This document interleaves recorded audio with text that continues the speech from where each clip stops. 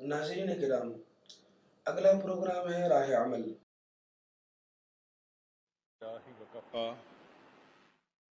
وسلام على عباده الذين اصطفى أما بعد أعوذ بالله من الشيطان الرجيم بسم الله الرحمن الرحيم فسوف يأتي الله بقوم يحبهم ويحبونه وقال رسول الله صلى الله عليه وسلم احب الله بكل قلوبكم سبحان ربك رب العزة عما يصفون وسلام على المرسلين والحمد لله رب العالمين اللهم صل على سيدنا محمد وعلى آل سيدنا محمد وبارك وسلم۔ اس کائنات کی بعض چیزوں کو اللہ تعالیٰ نے قدرتی طور پر بعض چیزوں کے ساتھ ملان عطا کر دیا ہے۔ یہ ملان اگر بے جان چیزوں میں ہو تو اس کو کشش کہتے ہیں۔ چنانچہ زمین ہر کسی کو اپنی طرف کھینچتی ہے، اس کو کشش ثقل کہتے ہیں۔ چاند بھی اپنی طرف کھینچتا ہے، دوسرے سیارے بھی کھینچتے ہیں، تو یہ ایک کشش گریویٹیشنل فورس کہلاتی ہے۔ اور اگر یہی کشش دو زندہ لوگوں میں ہو جائے تو اس کو محبت کہتے ہیں۔ اگر آپ غور کریں تو عالم علوی اور عالم سفلی کی جتنی بھی حرکات ہیں ان کا موجب محبت ہے، کشش ہے۔ عالم علوی میں آسمان میں جتنی حرکتیں ہو رہی ہیں ستاروں کی، وہ اسی کشش کی وجہ سے ہو رہی ہیں۔ اور اس کائنات میں انسانوں کے درمیان بھی جو زندگی گزر رہی ہے اس کا سبب محبت ہی ہوتی ہے، چاہے وہ شرعی محبت ہو یا غیر شرعی ہو، مگر ہر کام کے پیچھے آپ کو محبت ہی نظر آئے گی۔ اس کے بغیر نہ ستارے حرکت کر سکتے ہیں، نہ ہوائیں چل سکتی ہیں، نہ بیج زمین سے باہر نکل سکتا ہے۔ ہر چیز کا اصل موجب محبت ہی ہے۔ انسانی معاشرے کو دیکھیں تو مرکز اور محور معاشرے کا وہ محبت ہے۔ گھر میں دیکھیں تو ماں باپ کی اولاد کے ساتھ محبت، میاں بیوی کی آپس میں محبت، بہن بھائی کی محبت، بھائی بھائی کی محبت، رشتہ داروں کی محبت، دو مسلمان بھائیوں کے درمیان محبت، یہ اصل میں تمام معاشرے کا نیوکلیس ہے، یہ تمام معاشرے کا مرکز ہے۔ اسی کی وجہ سے انسان مل جل کر آپس میں رہتا ہے۔ لیکن اصل اصول یہ ہے کہ اللہ رب العزت سے جو بندے کی محبت ہے وہ ان تمام محبتوں پر غالب ہونی چاہیے۔ اگر کوئی بندہ کسی سے ایسی محبت کرے کہ یہ محبت اللہ تعالیٰ کی محبت سے بڑھ جائے تو پھر یہ چیز گناہ ہو جائے گی۔ اللہ تعالیٰ ارشاد فرماتے ہیں قُلْ إِنْ كَانَ آبَاؤُكُمْ وَأَبْنَاؤُكُمْ وَإِخْوَانُكُمْ وَأَزْوَاجُكُمْ وَعَشِيرَتُكُمْ وَأَمْوَالٌ اقْتَرَفْتُمُوهَا وَتِجَارَةٌ تَخْشَوْنَ كَسَادَهَا وَمَسَاكِنَ تَرْضَوْنَهَا أَحَبَّ إِلَيْكُمْ مِنَ اللَّهِ وَرَسُولِهِ وَجِهَادٍ فِي سَبِيلِهِ فَتَرَبَّصُوا حَتَّى يَأْتِيَ اللَّهُ بِأَمْرِهِ کہ اگر ماں باپ کی محبت، بیوی کی محبت، بھائی کی محبت اور مال دولت کی محبت، اپنی تجارت کی محبت، یہ تمام محبتیں تمہیں اللہ کی محبت سے زیادہ ہوتی ہیں تو تم انتظار کرو حتیٰ کہ اللہ اپنے عذاب کا کوڑا تمہارے اوپر پھینک دے۔ تو معلوم ہوا کہ یہ محبتیں جائز ہیں مگر اللہ کی محبت سے نیچے ہونی چاہیے۔ مقصود کہنے کا یہ ہے کہ اے میرے بندے، تمہارے راستے میں یہ محبتیں آئیں گی، لیکن تمہارا کام ہے کہ اگر یہ محبتیں رکاوٹ بننے لگیں تم ان محبتوں پر پاؤں رکھ کر آگے گزر جانا، تمہاری اصل منزل کوئی اور ہے۔ چنانچہ اللہ تعالیٰ کی محبت ہمارے دلوں میں غالب ہونی چاہیے۔ نبی علیہ الصلوۃ والسلام جب مدینہ طیبہ تشریف لائے تو جو پہلا خطبہ دیا مدینہ طیبہ میں، محدثین نے لکھا ہے نبی علیہ السلام نے ارشاد فرمایا احب اللہ بکل قلوبکم، اے ایمان والو تم اللہ تعالیٰ سے پورے دل کے ساتھ محبت کرو. بسا اوقات انسان ادھورے دل سے محبت کرتا ہے، یعنی دل میں کئی محبتیں ہوتی ہیں، لیکن فرمایا کہ اللہ سے جو محبت کرو تو پورے دل سے محبت کرو.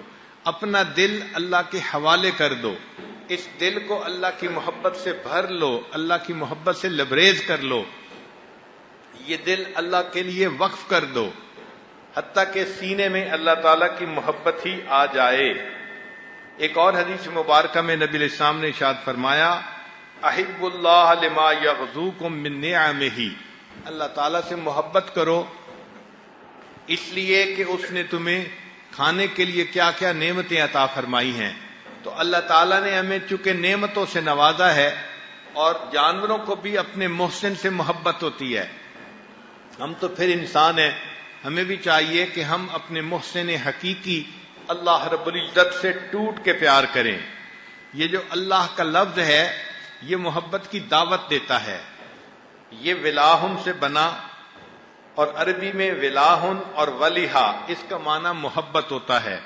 اردو زبان میں بھی والا کا لفظ استعمال ہوتا ہے. والا کا مطلب ہوتا ہے شیدا، محبت کرنے والا. چنانچہ حضرت مولانا فضل الرحمان گنج مراد آبادی رحمۃ اللہ علیہ نے اللہ کے نام کا جو ترجمہ کیا ہے تو وہ من موہن کیا ہے، یعنی محبوب، دل کو پسند آنے والا. تو جب ہم اللہ کو پکارتے ہیں اللہ کے نام سے تو ہم دوسرے لفظوں میں کہہ رہے ہوتے ہیں کہ اے ہمارے دلوں کے محبوب. نام ہی اللہ تعالیٰ کا ایسا ہے کہ اس کا معنی دلوں کا محبوب بنتا ہے. تو محبوب حقیقی اللہ رب العزت کی ذات گرامی ہے. اور یہ بھی کہ محبت دل کا کام ہے. جو حواس خمسہ کی لذتیں ہیں ان میں تو جانور بھی انسان کے ساتھ شریک ہیں. ہمیں بھی حواس خمسہ سے لذتیں ملتی ہیں اور حیوانوں کو بھی ملتی ہیں، لیکن دل کی محبت کا مزہ انسان کا خاصہ ہے، اس میں جانور شریک نہیں ہیں. یہ چیز انسان کو جانوروں سے ممتاز کر دیتی ہے. اللہ رب العزت کا جو لفظ ہے قرآن مجید میں 2698 مرتبہ استعمال ہوا، یعنی اللہ رب العزت نے اپنے نام کو کثرت سے استعمال کیا تاکہ میرے بندے میرے ساتھ محبت کا تعلق رکھیں گے. ہر تھوڑی تھوڑی دیر بعد جب میرا نام پڑھیں گے تو ان کے دلوں میں میری محبت بھرے گی اور ان کو میرا کلام پڑھنے کا مزہ آئے گا. یہ عشق کی پڑیا اللہ رب العزت نے فقط انسان کو عطا فرمائی ہے. چنانچہ کہنے والے نے کہا ہر کے عاشق شد جمال ذات را، اوست سید جملہ موجودات را. ہر وہ بندہ جو اللہ تعالیٰ کی ذات کا عاشق ہو جاتا ہے وہ باقی تمام مخلوق کا سردار بن جاتا ہے. عقل و دل و نگاہ کا مرشد اولی ہے عشق. عقل و دل و نگاہ کا مرشد اولی ہے عشق. عشق نہ ہو تو شرع و دین بت قدائے تصورات. اگر دین میں سے اللہ تعالیٰ کی محبت کو الگ کر دیا جائے تو بقیہ چند تصورات کے سوا اور کوئی چیز نہیں بچتی. تو دین کی بنیاد اصل میں اللہ رب العزت کے ساتھ محبت ہی ہے. عاشق کی دو قسمیں ہوتی ہیں. ایک ہوتا ہے عاشق ذاتی، جیسے ماں کو بیٹے سے محبت ہوتی ہے، بیٹا خوبصورت ہو تو بھی ہوتی ہے، خوبصورت نہ ہو تو بھی محبت ہوتی ہے، اس لیے کہ ماں ہے. تو یہ ذاتی محبت کہلاتی ہے. کچھ بندوں کو اللہ تعالیٰ سے ذاتی محبت ہوتی ہے، وہ اللہ تعالیٰ سے عبادت کرتے ہیں مگر اس کے بدلے وہ اللہ تعالیٰ سے کوئی دنیا کی چیز طلب نہیں کرتے بلکہ اللہ کی رضا ہی کی طلبگار ہوتے ہیں. مشہور واقعہ ہے، راویہ بصری پر ایک مرتبہ ایک عجیب کیفیت طاری ہوئی. اس کیفیت میں انہوں نے ایک ہاتھ میں پانی کا لوٹا لیا اور ایک ہاتھ میں تھوڑی سی آگ لی اور چل پڑی. کسی نے پوچھا کہ کہاں جا رہی ہیں؟ کہنے لگی کہ میں نے دیکھا ہے بعض لوگ جنت کی طلب میں اللہ کی عبادت کرتے ہیں اور بعض لوگ جہنم کے خوف سے اللہ کی عبادت کرتے ہیں، تو میں اس لیے چلتی ہوں کہ کہ اگر ہو سکے تو میں جنت کو آگ لگا دوں اور جہنم کی آگ کو بجھا دوں، تاکہ اللہ کے بندے فقط اللہ کی رضا کے لیے اس کی عبادت کر سکیں۔ تو ان کی ایک کیفیت تھی کہ ہم کچھ بدلہ نہ چاہیں اللہ سے، فقط اللہ کو راضی کرنا، یہ اس سے بڑھ کر اور کیا جزا ہو سکتی ہے۔ تو یہ حضرات عاشق ذاتی کہتے ہیں۔ کچھ اور عاشق ہوتے ہیں ہمارے جیسے، وہ عاشق احسانی کہلاتے ہیں کہ جب اللہ تعالیٰ نعمتیں دیتے ہیں تو منعم حقیقی سے محبت ہو جاتی ہے۔ ہم نے تو جانوروں کو دیکھا کہ اگر لوگ کسی جانور کو کچھ غذا دینا شروع کر دیں تو جانور بھی محبت کرتے ہیں۔ سرکس میں آپ دیکھتے ہیں کہ شیر کو اگر کوئی کھلانے والا بندہ ہوتا ہے تو وہ اس کے منہ میں بھی ہاتھ ڈال دیتا ہے تو شیر اس کو کچھ نہیں کہتا۔ اگر درندے بھی اپنے پالنے والے اور اپنے احسان کرنے والے کے ساتھ اتنی محبت کا اظہار کرتے ہیں، انسان تو بالآخر انسان ہے۔ اللہ نے ہمیں دنیا میں دین دیا، صحت کی سلامتی دی، عزتیں دی، معلوم نہیں کتنی کتنی نعمتیں دی جو ہم گن بھی نہیں سکتے۔ تو محسن حقیقی سے محبت یہ انسان کی فطرت ہے۔ الانسان عبد الاحسان، انسان احسان کا بندہ ہوتا ہے، لہذا ہمیں بھی اللہ سے محبت ہے۔ ہماری محبت یہ محبت احسانی ہے، اسی لیے ذرا سے کوئی حالات بدلتے ہیں تو وہ تمام محبتیں ختم ہو جاتی ہیں، انسان غفلت کا شکار ہو جاتا ہے۔ بھائی آپ مسجد میں نہیں آتے، اور جی کاروبار میں کچھ اونچ نیچ ہے، ٹھیک ہو جائے گی تو آ جاؤں گا۔ یعنی ہم مسجد بھی تب آتے ہیں جب کاروبار وغیرہ ٹھیک ہوتا ہے، اگر کچھ خراب ہو جائے تو پھر مسجد آنا بھی یاد نہیں ہوتا۔ ان کو کہتے ہیں عاشق احسانی، احسان کی وجہ سے عاشق۔ تاہم عاشق بننے کے لیے انسان کو باقی تمام چیزوں سے قلبی طور پہ کٹنا پڑتا ہے۔ اللہ تعالیٰ کی محبت ملنے کی شرط یہ ہے کہ بندے کے دل میں کسی اور کی محبت نہ ہو، کسی اور کی محبت نہ ہو۔ اس سے مراد کیا کہ فقط شرعی محبتیں جو ہیں وہ دل میں ہوں، نفسانی شیطانی شہوانی محبتوں سے دل فارغ ہو اور پاک ہو۔ اس لیے فرمایا وَاذْكُرِ اسْمَ رَبِّكَ، ذکر کر اپنے رب کے نام کا، وَتَبَتَّلْ إِلَيْهِ تَبْتِيلًا، اور اللہ تعالیٰ کی طرف تبتل اختیار کر۔ تبتل کے معنی مفسرین نے لکھے ہیں کہ اخلاص اختیار کر، ہر چیز پر اللہ کو ترجیح دے۔ اور بعض مفسرین نے لکھا کہ تبتل سے مراد یہ کہ جو تجھے اللہ تعالیٰ تک پہنچنے میں روکے تو اس پر قدم رکھ کر اس کو کاٹ دے اور اس پر قدم رکھ کے آگے چلا جا تاکہ تو اللہ کی رضا حاصل کر سکے۔ تو جب تک انسان قلبی طور پر مخلوق سے نہیں کٹے گا اللہ تعالیٰ سے نہیں جڑ سکے گا۔ یہ مخلوق سے کٹنا ضروری ہے کہ دل میں محبت ہو تو فقط اللہ کی ہو اور کسی کی محبت دل میں ایسی غالب نہ ہو۔ دل کو ما سوا سے خالی کرنا یہ لازم ہے۔ یہ چیز ذہن میں رکھیں، اللہ تعالیٰ کی محبت اور ما سوا کی محبت یہ ایک دوسرے کی ضد ہیں۔ ایک چیز قلب میں آ سکتی ہے، اگر ما سوا کی ہوگی تو اللہ تعالیٰ اپنی محبت دل میں نہیں ڈالیں گے، اور اگر دل خالی ہوگا تو پھر اللہ تعالیٰ اپنی محبت دل میں عطا فرما دیں گے۔ ایک حدیث پاک میں بھی ہے اللہ تعالیٰ بندے کے دل کو محبت کی نظر سے دیکھتے ہیں۔ حدیث قدسی ہے، اللہ تعالیٰ فرماتے ہیں میں بندے کے دل کو محبت کی نظر سے دیکھتا ہوں، جب دیکھتا ہوں کہ وہ ہر غیر سے خالی ہے ایسے دل کو میں اپنی محبت سے بھر دیا کرتا ہوں۔ تو ہمیں اللہ تعالیٰ کی محبت پانے کے لیے اپنے دل کو ما سوا سے خالی کرنا پڑے گا۔ ان دونوں محبتوں میں سے جو قوی ہوتی ہے وہ دوسری محبت کو نکال دیتی ہے۔ اس لیے اگر نفسانی محبت قوی ہوگی تو اللہ تعالیٰ کی محبت کی لذت انسان محسوس نہیں کر سکے گا، اور اگر اللہ کی محبت غالب ہوگی تو ایسا بندہ نفسانی محبتوں سے بچا رہے گا۔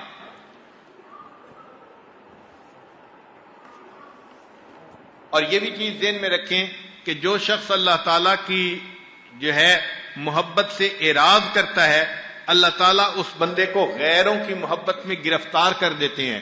یہ بھی ایک عذاب ہے، جیسے ہم اور چیزوں کو عذاب سمجھتے ہیں، مخلوق کی نفسانی شیطانی محبتیں بھی اللہ کا عذاب ہیں، اور یہ اس لیے اللہ دیتے ہیں کہ وہ بندہ اللہ کی محبت سے اعراض کر رہا ہوتا ہے. اس لیے آپ دیکھیں ایسے بندے بتوں سے محبت کرتے ہیں، عورتوں سے محبت کرتے ہیں، مرد چھوٹے بچوں سے محبت کرتے ہیں، کاروبار سے محبت کرتے ہیں، جاہ سے محبت کرتے ہیں.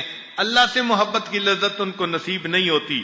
حقیقت میں اللہ تعالیٰ ان کو اس عذاب میں گرفتار کر دیتے ہیں کہ تم میری محبت کے لیے پریشان نہیں ہوتے، اس کے لیے کوشش نہیں کرتے، میں بھی تمہیں غیر کے حوالے کر دیتا ہوں. لہذا وہ بندہ غیر کی محبت میں گرفتار ہوتا ہے. اللہ تعالیٰ فرماتے ہیں آفرأیت من اتخذ الہہ ہوا، کیا دیکھا آپ نے اسے جس نے اپنی خواہشات کو اپنا معبود بنا لیا. تو جیسے اللہ کی عبادت ہوتی ہے ایسے ہی نفس کی بھی عبادت ہوتی ہے. اور یہ چیز ذہن میں رکھیں کہ پوری کائنات میں کسی بت کی اتنی عبادت نہیں کی گئی جتنی عبادت انسان نے اپنے نفس کی ہے. اس کائنات میں یا اللہ کی عبادت ہوئی ہے اور اللہ کے بعد انسان نے اپنے نفس کی پوجا کی ہے. یہ سب سے بڑا معبود ہے جو اللہ کے ساتھ شریک جو ہے بنتا ہے. اس لیے اللہ تعالیٰ کو یہ نفسانی محبتیں بالکل ناپسند ہیں. انسان اگر اللہ تعالیٰ کا عاشق بننا چاہے تو اس کو ہر غیر سے ما سوا سے کٹنا پڑے گا. جیسے سیدنا ابراہیم علیہ السلام کی مثال دیکھ لیجئے کہ انہوں نے سورج کو دیکھا، چاند کو دیکھا تو فرمایا انی لا احب الآفلین، میں ڈھلنے والوں سے محبت نہیں کرتا. تو انسان مرنے والوں سے اور ڈھلنے والوں سے محبتیں چھوڑ دے اور اس ذات سے محبت کرے جو حی و قیوم ہے. مولانا روم رحمت اللہ علیہ نے فرمایا عشق با مردہ نہ باشد پائیدار، مرنے والوں سے اور ڈھلنے والوں سے محبت پائیدار نہیں ہوتی. عشق با مردہ نہ باشد پائیدار، عشق را با حی و با قیوم دار. محبت کرنی ہے تو اس ذات سے کرو جو ہمیشہ زندہ رہنے والی اور قیوم ذات ہے. تو محبت کے قابل تو فقط اللہ کی ذات ہے. یہ محبت اللہ تعالیٰ کو سجتی ہے کہ انسان ٹوٹ کے اپنے اللہ سے پیار کرے.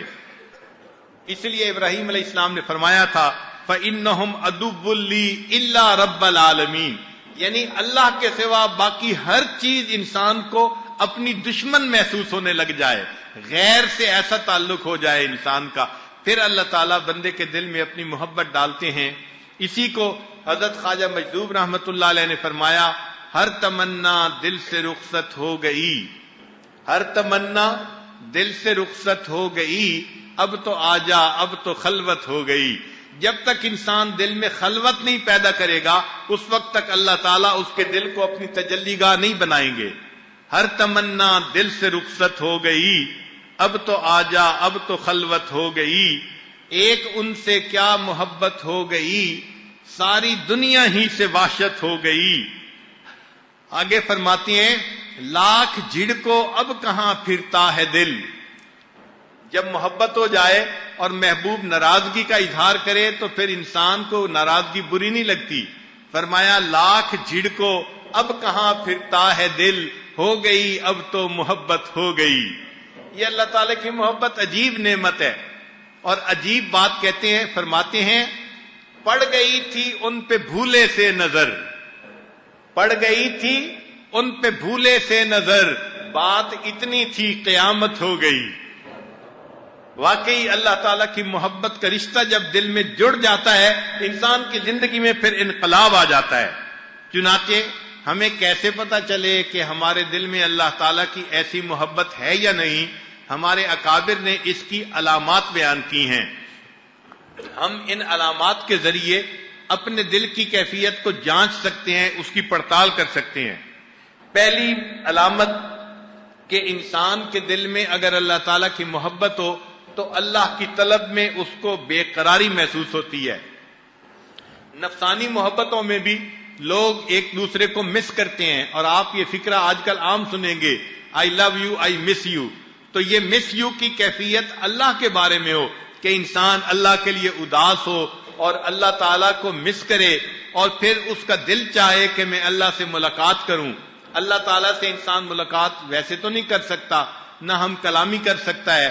تو مومن اللہ تعالیٰ سے ملاقات کے لیے پھر نماز کو بہانہ بناتا ہے. اس لیے ہمارے اکابر بار بار نماز پڑھتے تھے، نفلی نمازیں لمبی لمبی پڑھا کرتے تھے، ساری ساری رات عبادت کرتے تھے۔ اصل میں وہ جو نماز تھی وہ محبوب سے ملاقات کا ذریعہ ہوتی تھی، وہ کوئی حاکم کی بیگار نہیں ہوتی تھی بلکہ لقائے یار کا سبب بنا کرتی تھی، اس لیے وہ پوری پوری رات نماز میں گزار دیتے تھے۔ تو انسان اپنے دل میں اللہ تعالیٰ کے لیے بے قراری محسوس کرے، اس کا ایک فائدہ یہ ہوتا ہے کہ انسان کے اندر سے سستی ختم ہو جاتی ہے۔ چنانچہ اللہ تعالیٰ سے محبت کرنے والے بندے کی طبیعت میں سستی ہرگز نہیں ہوگی۔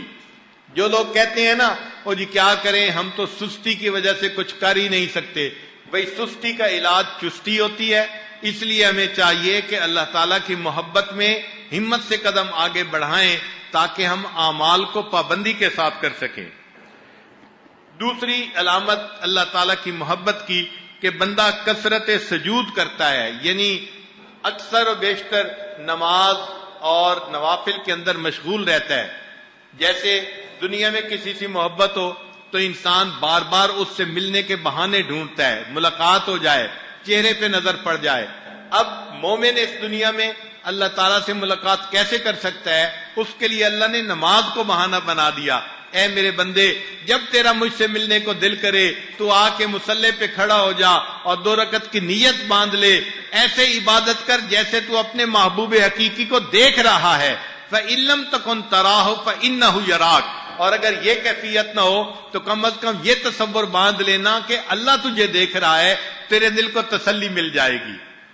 رب کریم نے کتنی ہم پر رحمت فرمائی کہ دیدار کا وعدہ تو جنت کا فرمایا کہ جنت میں دیدار ہوگا، مگر فرمایا کہ دنیا میں اس دیدار کا تصور تم کر سکتے ہو۔ اس لیے ہم نے دیکھا ہے کہ جس بندے کی شادی ہونی ہو وہ اپنے تخیل میں کئی مرتبہ دلہا بنتا ہے کہ میں برات کے دن اس طرح بنوں گا اور ولیمہ کے دن اس طرح میں کپڑے پہنوں گا، اور وہ اپنے تصور میں سوچ رہا ہوتا ہے کہ ملاقات کے دن میں اپنی بیوی سے اس طرح ملوں گا۔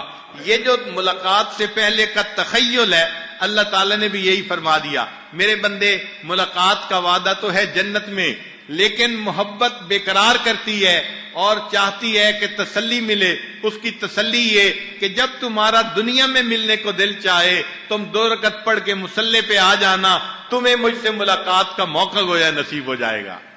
اس لیے یہ نماز اللہ تعالیٰ سے ملاقات کا ایک بہانہ ہے۔ حدیث پاک میں آتا ہے بندہ جب نماز میں فاتحہ سورہ فاتحہ پڑھتا ہے الحمدللہ رب العالمین، اللہ تعالیٰ اس کے جواب میں فرماتے ہیں حمدنی عبدی، میرے بندے نے میری حمد بیان کی۔ پھر انسان اگلی آیت پڑھتا ہے، اللہ تعالیٰ اس کا جواب دیتے ہیں، تو یہ گویا ہم کلامی ہے۔ تو انسان نماز میں اللہ تعالیٰ سے ملاقات کر رہا ہوتا ہے اور اللہ تعالیٰ سے ہم کلامی ہو رہی ہوتی ہے۔ اسی لیے ہم جیسے عام لوگ جو ہیں وہ تو عبادت کے اجر کی وجہ سے نفلیں پڑھ رہے ہوتے ہیں، وہ جی آپ 2 رکعت پڑھ لیں اشراق، ایک حج اور ایک عمرے کا ثواب ملے گا، اور ہم بھاگ پڑھتے ہیں، وہ جی ثواب ملے گا اس لیے ہم نماز پڑھتے ہیں۔ جو اللہ کے عاشق ہوتے ہیں وہ ان اجر اور ثوابوں کو نہیں دیکھتے، وہ تو اللہ کی محبت میں نماز پڑھ رہے ہوتے ہیں۔ اس لیے کسی نے کیا عجیب بات کہی کہ بندگی سے ہمیں تو مطلب ہے، بندگی سے ہمیں تو مطلب ہے، ہم ثواب و عذاب کیا جانے، کس میں کتنا ثواب ملتا ہے، عشق والے حساب کیا جانے۔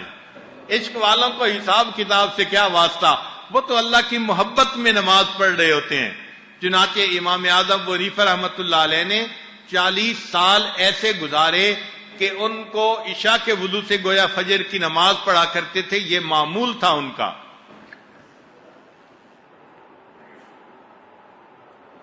تو تہجد کی نماز میں رات کو کھڑا ہونا اور اللہ تعالیٰ سے راز و نیاز کی باتیں کرنا، یہ محبت کی علامت ہوتی ہے۔ مجھ کو نہ اپنا ہوش نہ دنیا کا ہوش ہے، بیٹھا ہوں مست ہو کے تمہارے جمال میں۔ مجھ کو نہ اپنا ہوش نہ دنیا کا ہوش ہے، بیٹھا ہوں مست ہو کے تمہارے جمال میں۔ تاروں سے پوچھ لو میری روداد زندگی، راتوں کو جاگتا ہوں تمہارے خیال میں۔ تو محبت انسان کو راتوں کو جگاتی ہے۔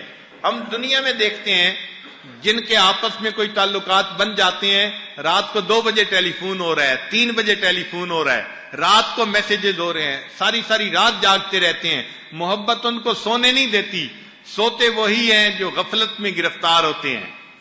لہذا محبت کی یہ نشانی کہ انسان رات کو اللہ تعالیٰ کی عبادت کرے۔ سیدہ عائشہ صدیقہ رضی اللہ تعالیٰ عنہ فرماتی ہیں کہ اللہ کے محبوب صلی اللہ علیہ وسلم رات کو عبادت کرتے تھے، اتنا لمبا سجدہ نبی علیہ السلام نے فرمایا کہ وہ فرماتی ہیں کہ مجھے ڈر لگنے لگا کہ کہیں نبی علیہ السلام کو کوئی بات تو نہیں پیش آ گئی۔ میں اپنے بستر سے اٹھی اور میں نے نبی علیہ الصلوۃ والسلام کے انگوٹھے کو پکڑ کے، پاؤں کی انگلی کو پکڑ کے ہلایا، یہ دیکھنے کے لیے کہ ابھی زندگی تو ہے نا۔ یعنی اتنا لمبا سجدہ کیا کہ دیکھنے والے کو یہ ڈر لگنے لگ گیا کہ کہیں روح تو پرواز نہیں کر گئی۔ کتنا لمبا سجدہ کیا ہوگا، گھنٹوں کا سجدہ ہوگا۔ اللہ کے حبیب صلی اللہ علیہ وسلم اللہ کی بارگاہ میں ایسا سجدہ کیا کرتے تھے۔ کہہ لیں کہ مولانا یحییٰ رحمۃ اللہ علیہ لمبا سجدہ کرتے تھے۔ کسی نے کہا کہ حضرت اتنا لمبا سجدہ کیوں کرتے ہیں؟ تو فرمانے لگے جب میں سجدہ کرتا ہوں مجھے یوں محسوس ہوتا ہے میں نے اپنے پروردگار کے قدموں پہ سر رکھ دیا، اب میرا سر اٹھانے کو دل ہی نہیں کرتا۔ یہ محبت کی کیفیت ہوتی ہے کہ سر رکھ دیا ہے، میں قدموں سے سر نہیں اٹھاؤں گا۔ اللہ کے حبیب صلی اللہ علیہ وسلم کو بھی ایسی ہی لذت ملتی تھی کہ محبوب سجدے میں سر ڈالتے تھے، پھر سر اٹھانے کو جی نہیں چاہتا تھا۔ رابعہ بصریہ اللہ کی نیک بندی ساری رات اللہ کی عبادت کرتی تھیں۔ ایک دن اشراق کے بعد تھوڑی دیر کے لیے بیٹھے بیٹھے نیند آ گئی تو اسی وقت آنکھ کھلی اور کہنے لگی اللہم انی اعوذ بک من عین لا تشبع من النوم، اے اللہ میں ایسی آنکھ سے آپ کی پناہ چاہتی ہوں جو نیند سے بھرتی نہیں ہے۔ حالانکہ ساری رات جاگتی رہی تھی مگر اس کے بعد بھی تھوڑی دیر کا سونا ان کو پسند نہیں تھا۔ تو اللہ سے جن کو محبت ہوتی ہے ان کی راتیں اسی طرح جاگتے گزرتی ہیں۔ ایک شخص کہتے ہیں کہ میں ایک باندی کو لایا گھر کے کام کرنے کے لیے، وہ کمزور سی تھی اور کھاتی پیتی بھی نہیں تھی مگر گھر کے کام وہ بڑے تسلی سے کرتی تھی، مجھے اس نے بہت خوش رکھا ہوا تھا۔ رات کا جب وقت آتا تو وہ پوچھتی آپ کو میری ضرورت ہے، میں کہتا نہیں تو وہ مصلی پہ کھڑی ہو جاتی اور ساری رات اللہ کی عبادت کرتی تھی۔ ایک دن میری آنکھ کھلی تو وہ تہجد میں دعا مانگ رہی تھی، اے اللہ آپ کو مجھ سے محبت رکھنے کی قسم۔ جب اس نے یہ بات کی تو میں نے اس کو آواز دی، اے لڑکی کیا بات کر رہی ہو؟ اللہ آپ کو مجھ سے محبت رکھنے کی قسم، یوں کہو اللہ مجھے آپ سے محبت رکھنے کی قسم، اگر واسطہ بھی دینا ہے تو اپنی محبت کا دو۔ کہنے لگے جب میں نے یہ کہا تو وہ ناراض ہونے لگی اور کہنے لگی کیوں؟ میں تو یہی کہوں گی اللہ آپ کو مجھ سے محبت رکھنے کی قسم، اور پھر کہنے لگی اگر اللہ کو مجھ سے محبت نہ ہوتی وہ مجھے ساری رات نہ جگاتا اور تجھے ساری رات بستر پہ نہ لٹاتا۔ مجھے جو مصلی پہ بٹھایا ہوا ہے تو محبت ہے تو بٹھایا ہوا ہے نا۔ تو یہ حضرات ساری رات اللہ کی رات میں اللہ کی محبت میں جاگتے ہیں اور عبادت میں رہتے ہیں۔ مصلی پہ کچھ دیر گزارنا کوئی آسان کام نہیں ہوتا، کوئی 2 گھنٹے گزار کے دکھائے نا، 15 منٹ کے بعد جسم میں تکلیف شروع ہو جاتی ہے، کبھی رانوں میں تکلیف، کبھی ٹخنوں میں تکلیف، کبھی پاؤں میں تکلیف، مصلی اچھال کے پھینک دیتا ہے بندے کو۔ وہی مصلی پہ بیٹھ سکتا ہے جس کے دل میں اللہ کی محبت جمی ہوئی ہوتی ہے، اور ایسے لوگ گھنٹوں بیٹھتے ہیں۔ ساری رات ہمارے اکابر مراقبے میں گزار دیتے تھے، اللہ کی مصلی پہ آتے تھے اس طرح پرسکون ہو جاتے تھے جیسے بچہ ماں کی گود میں آ کے پرسکون ہو جایا کرتا ہے۔ تو یہ اللہ تعالیٰ کی محبت کی علامت ہے۔ امام راضی رحمت اللہ علیہ فرماتے ہیں اے اللہ دن اچھا نہیں لگتا مگر تیری یاد کے ساتھ، اے اللہ دن اچھا نہیں لگتا مگر تیری یاد کے ساتھ، اور رات اچھی نہیں لگتی مگر تجھ سے راز و نیاز کے ساتھ۔ اب آج راز و نیاز کرنے کی تڑپ دل میں نہیں ہے نوجوان کے۔ علامہ اقبال نے سچ کہا کہ کس قدر تجھ پہ گراں صبح کی بیداری ہے، کس قدر تجھ پہ گراں صبح کی بیداری ہے، ہم سے کب پیار ہے ہاں نیند تمہیں پیاری ہے۔ تو آج تو نیند پیاری ہے کہ انسان ساری رات جم کے سوتا ہے، ڈٹ کے کھاتے ہیں اور جم کے سوتے ہیں۔ یہ گدھوں والی نشانی ہماری زندگی میں نظر آتی ہے۔ ہم اللہ کی عبادت کے لیے رات کو جاگنے کے لیے تڑپ رہے ہوں، ترس رہے ہوں، یہ نشانی نظر نہیں آتی۔ حضرت علامہ عبد الوہاب شیرانی رحمۃ اللہ علیہ اپنی کتاب میں لکھتے ہیں کہ ہمارے اکابر رات کے اندھیرے کا اس طرح انتظار کرتے تھے جیسے دلہا اپنی دلہن سے ملاقات کے لیے رات کا منتظر ہوا کرتا ہے۔ ان کو رات کا انتظار رہا کرتا تھا۔ چنانچہ جن کے دل میں محبت ہوتی ہے وہ رات کو اپنے رب سے مناجات میں مشغول ہوتے ہیں۔